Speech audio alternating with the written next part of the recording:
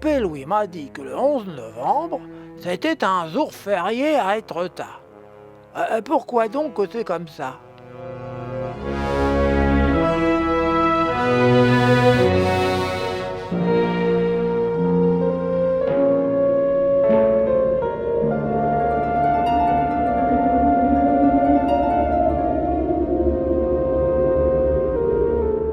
Oui, Nico, le 11 novembre est un jour férié, à Étretat, comme d'ailleurs partout en France, institué le jour anniversaire de la fin des combats de la guerre 1914-1918.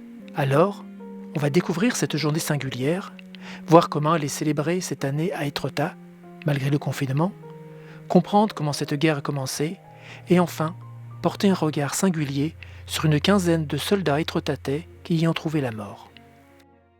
Oh bah dis donc, c'est pour guerre aujourd'hui, hein? Non, mais c'est parce que la paix, c'est fragile.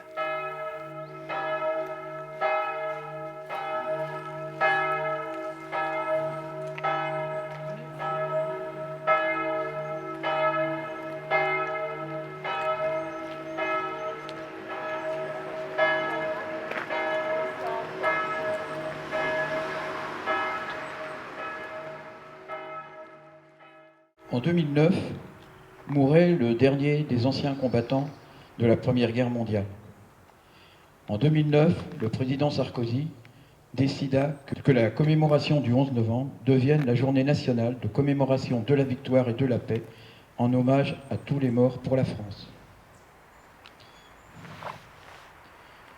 Geneviève Darrieussecq, ministre déléguée auprès de la ministre de la Défense et de la mémoire des anciens combattants, nous demande de lire un petit texte qui nous rappelle un peu l'histoire de ces anciens qui sont morts pour la France jusqu'à hier.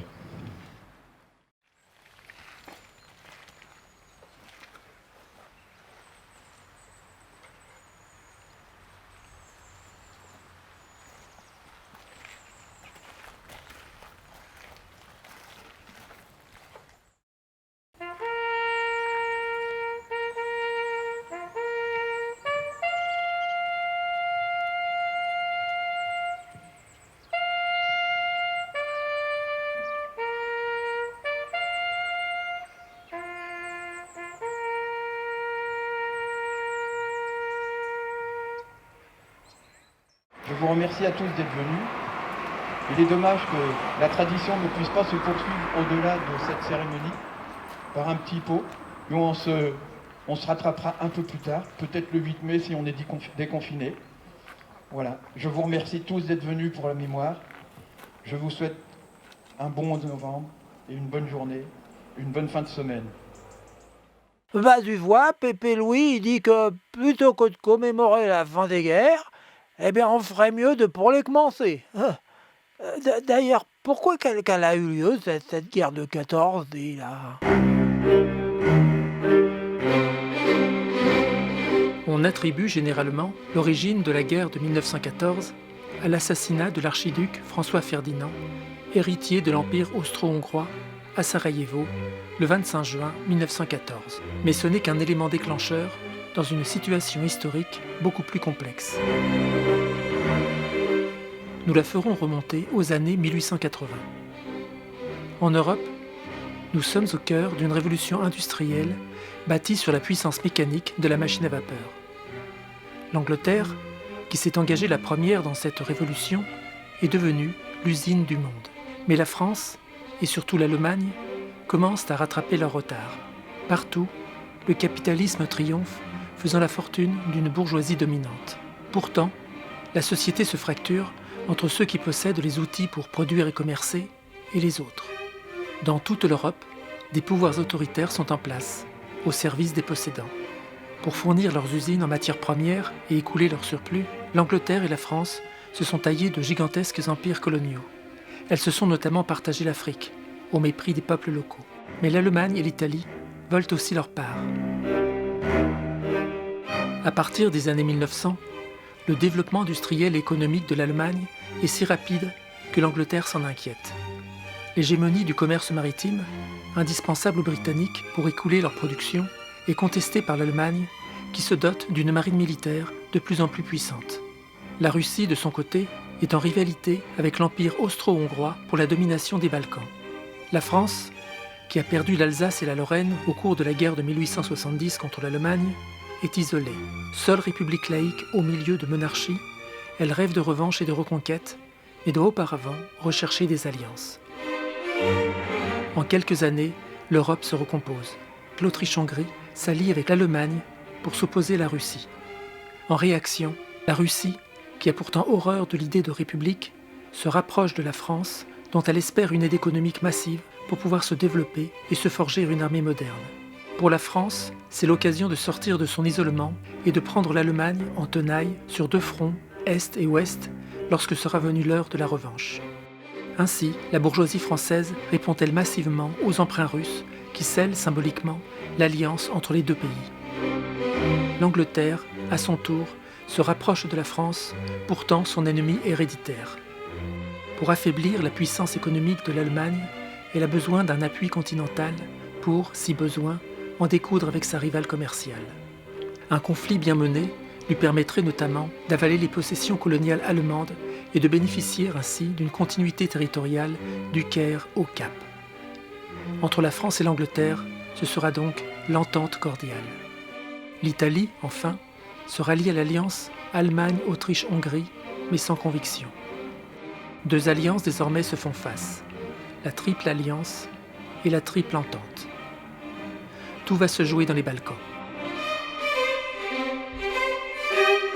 Affaibli, obligé de céder devant la révolte des États des Balkans, l'Empire turc cède la place aux appétits de la Russie, qui se veut protectrice des nations slaves, et de l'Autriche-Hongrie, qui veut étendre son influence jusqu'aux portes de la Grèce.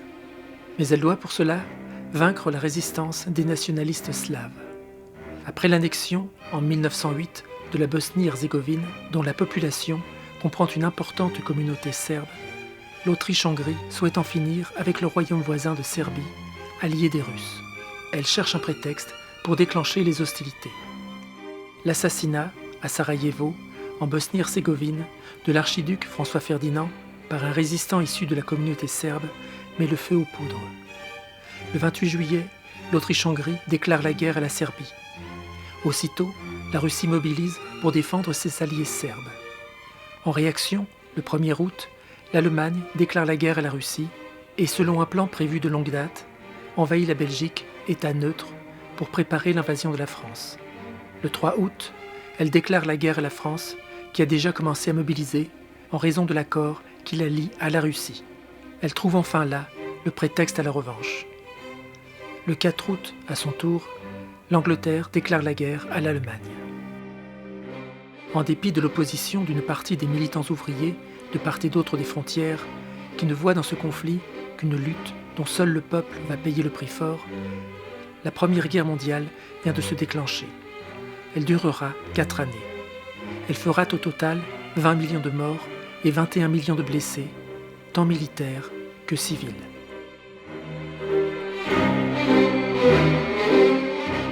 Ouais, moi, ce que j'en dis, c'est qu'on devrait peut-être réfléchir un peu plus dans nos têtes avant de rouler des mécaniques, hein. Bon, allez, sujet suivant. Qu'est-ce qu'ils vont encore nous raconter? J'ai retrouvé une plaque en marbre avec des noms dessus et intitulée « Aux musiciens d'Étretat morts pour la France ». J'ai donc recherché ces gens et j'ai retrouvé qu'ils faisaient partie d'une fanfare à Étretat, les enfants d'Étretat qui étaient les Cabaleux. En 1914, à Étretat, il y avait 2 fanfares.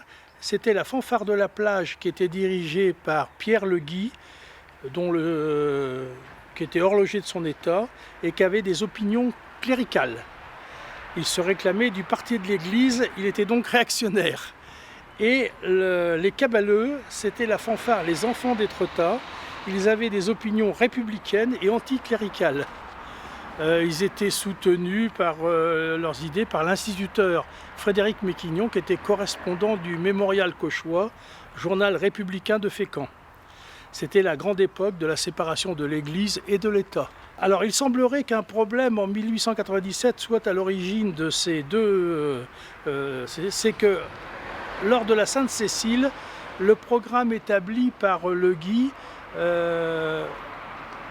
a joué un certain nombre de choses et il a oublié de jouer la Marseillaise, ce qui est devenu de la brouille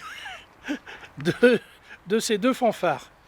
Donc les caballeux avaient un béret blanc au triangle tricolore sur le côté et les guilleux étaient coiffés de leur casquette. En 1914, déclaration de la guerre, tous ces jeunes partent à la guerre et malheureusement beaucoup ne reviendront pas. Donc ce n'est qu'après la guerre que les deux musiques, autrefois ennemies, ont fait l'union musicale d'Étretat.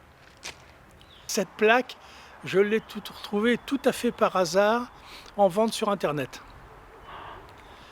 J'ai été la voir et j'ai vu que cette plaque n'avait jamais été installée, donc je l'ai rachetée et j'ai fait des recherches dessus et j'ai retrouvé tous les gars qui étaient sur cette plaque et surtout où ils sont allés mourir.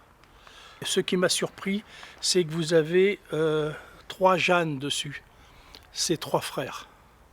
Donc 3 frères de la même famille Jeanne. Je pense que le père était adjoint à un moment donné au maire d'Étretat. Ils sont tous morts à la guerre. Alors il y en a d'autres. Les 2 Otto aussi sont des frères. Et puis les Chambrelans aussi. 2 Chambrelans sont des frères aussi. Donc il y a beaucoup de jeunes. C'est une hécatombe complète, quoi.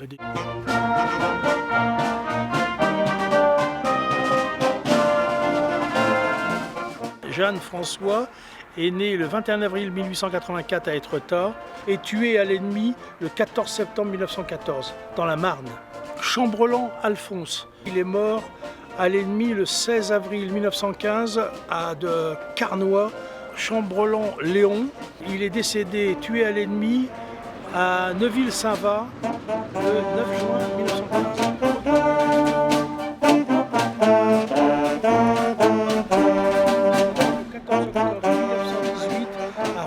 En Belgique. Et Maubert Edmond, tué à l'ennemi le 13 juin 1918 dans l'Oise.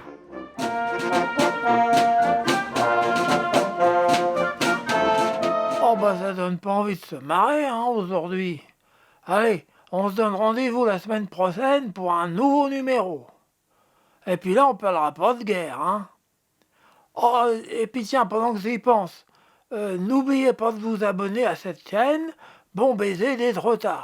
Oh, bah oui, c'est très important pour mes copains, hein, parce qu'il faut qu'ils prouvent qu'il y a plein de gens qui les regardent. Bon, bah c'est pas compliqué, hein, suffit juste de cliquer sur s'abonner, là, sous l'écran, et puis ça coûte rien. Allez, voilà, on compte sur vous, hein. Allez, Polo, bah le générique.